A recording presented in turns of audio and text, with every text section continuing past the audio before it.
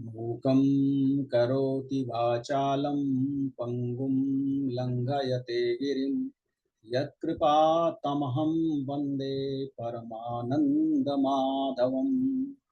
ॐ नमो भगवते वासुदेवाय नमः। ॐ नमो भगवते वासुदेवाय नमः। ॐ नमो भगवते वासुदेवाय नमः। देवियों एवं सज्जनों, गोस्वामी तुलसीदास जी महाराज द्वारा विरचित श्री रामचरितमानस के कतिपय व्यावहारिक प्रसंगों की श्रृंखला में अपना मंतव्य प्रस्तुत करने हेतु आप सबके समक्ष समुपस्थित हूँ।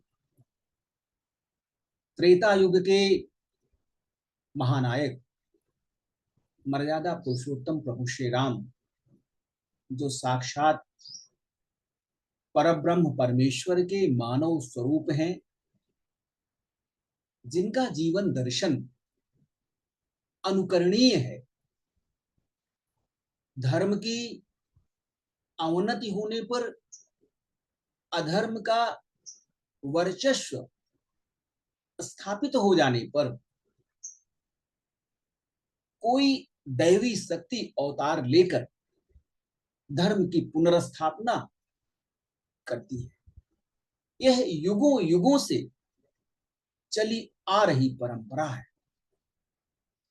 उस परमपिता परमेश्वर ने अनेकों अवतार धारण कर इस पृथ्वी पर व्याप्त अत्याचार, अनाचार, दुराचार की प्रवृत्ति के पोषक तत्वों का सर्वनाश किया। उसी श्रृंखला में लंकेश रावण, जो अत्यंत विद्वान है, महाबलशाली है, पराक्रमी है और भगवान शंकर का अनन्य भक्त है, उसकी साधना संपूर्ण विश्व में जानी जाती है। ऐसा लंकेश रावण, जो तपस्वी है, साधक है, ऋषियों मुनियों को, मानवों को पीड़ा देने में, कष्ट देने में उसे आनंद की अनुभूति होती है। वह समाज में राक्षस संस्कृति का विस्तार करना चाहता है, विकास करना चाहता है। सुदूर दक्षिण लंका से उत्तर की ओर संपूर्ण आर्यावर्त में राक्षस संस्कृति के प्रचार प्रसार के लिए वह अनवरत प्रयासरत है। गोस्वामी जी महाराज ने श्री रामचरितमानस में मर्यादा पुरुषोत्तम प्रभु श्री राम के अवतार लेने के कारणों का विवेचन किया है। मर्यादा पुरुषोत्तम प्रभु श्री राम त्रेता युग में क्यों मानव स्वरूप धारण कर रावण जैसे अत्याचारी का विनाश कर पृथ्वी पर पुनः धर्म की स्थापना की। श्री रामचरितमानस जहां एक ओर मर्यादा पुरुषोत्तम प्रभु श्री राम की लीलाओं का गान है, दूसरी ओर अनेकों व्यावहारिक पक्षों के संयोजन का भी ग्रंथ है। यदि हम अपने जीवन में श्री रामचरितमानस को आत्मसात कर सकें तो हमारी अनेकों समस्याएं स्वतः ही समाप्त हो जाएंगी। यह अर्थशास्त्र, राजनीति शास्त्र, समाजशास्त्र, संविधान, अनेकों पक्षों को निरूपित करते हुए मानव जीवन में यथार्थ की व्याख्या करता है। सतयुग, त्रेता, द्वापर और कलयुग, इन चारों युगों का अपना गुणधर्म है। इन चारों युगों की अपनी प्रकृति है। सतयुग में जहां सत्य का, सदाचार का, धर्म का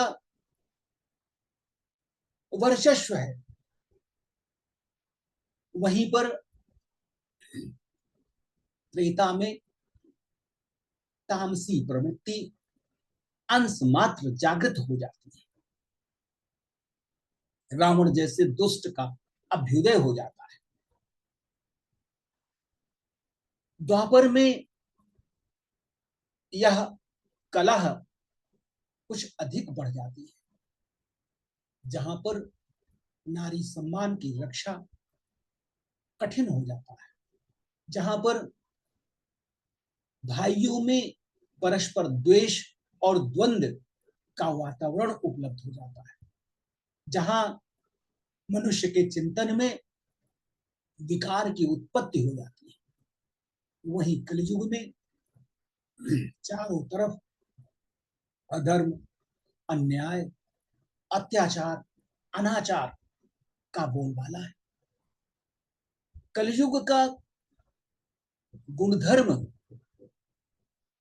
राग, द्वेष, ईर्ष्या, परस्पर कलह, जहां अधर्म के मार्ग पर अधिकांश प्राणी आचरण करते हैं। ज्ञानी लोग, जिन पर भगवान की कृपा होती है, ईश्वर के प्रति आस्था होती है, ऐसे लोग सदाचार और संयमित जीवन कलयुग में भी जी लेते हैं। अत्यंत सरल उपाय भक्ति एवं परम पिता परमेश्वर के गुणों का गान कलयुग में भवसागर पार करने हेतु नाव के समान है। गोस्वामी जी महाराज कहते हैं, यह कलिकाल न साधन दूजा, जोग जप यज्ञ जप तप व्रत पूजा, राम ही सुमरिय गाई, राम ही संतत सुनिय, राम गुण ग्राम ही। यही कलिकाल न साधन दूजा। इस कलिकाल में ईश्वर प्राप्ति के कोई अन्य साधन नहीं है। अन्य युगों की भांति कठोर तप, जप, यज्ञ, अनुष्ठान इस युग में मानव द्वारा नहीं किया जा सकते।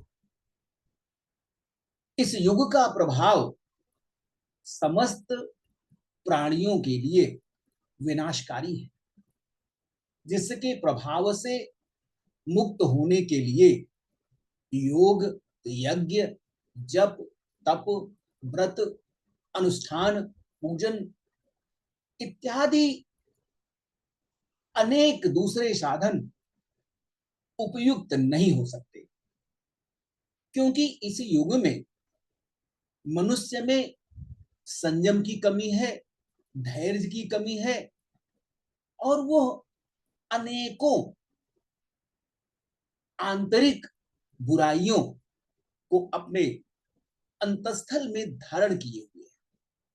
उसके मानस पटल में सदैव स्वार्थ का चिंतन विद्यमान है। ऐसी दशा में प्रभु श्री राम जी के गुणों का गान करके उनके प्रति आदर भाव रखते हुए, समर्पण भाव रखते हुए, श्रद्धा पूर्वक प्रभु श्री राम की कथा का श्रवण मात्र करने से मनुष्य सांसारिक बंधनों को तोड़कर सदगति को प्राप्त कर सकता है। और सामाजिक जीवन में भी मर्यादा पुरुषोत्तम प्रभु श्री राम के बताए हुए मार्ग का अनुसरण करके सुख पूर्वक जीवन व्यतीत कर सकता है। श्री रामचरितमानस में संबंधों की व्याख्या इस प्रकार प्रस्तुत की गई है, यदि मनुष्य उन संबंधों को अपने जीवन में आत्मसात करे, पिता पुत्र के संबंध, माता पुत्र के संबंध, पति पत्नी के संबंध, भाई भाई के मध्य संबंध, इस प्रकार के अनेकों संबंध श्री रामचरितमानस में मानस मर्मज्ञ गोस्वामी जी महाराज ने समाहित किया है। यदि हम श्री रामचरितमानस का पारायण, उसका अनुश्रवण, उसका अनुशीलन अपनी दिनचर्या में सम्मिलित कर ले, तो निश्चय ही हम अपना जीवन सुख पूर्वक व्यतीत कर सकते हैं और अंत समय में मर्यादा पुरुषोत्तम प्रभु श्री राम का स्मरण मात्र से, उनका भजन मात्र से, उनके प्रति आदर भाव रखते हुए, उनके प्रति भक्ति भाव रखते हुए, समर्पण भाव रखते हुए सहज ही हम परम गति के अधिकारी हो सकते हैं।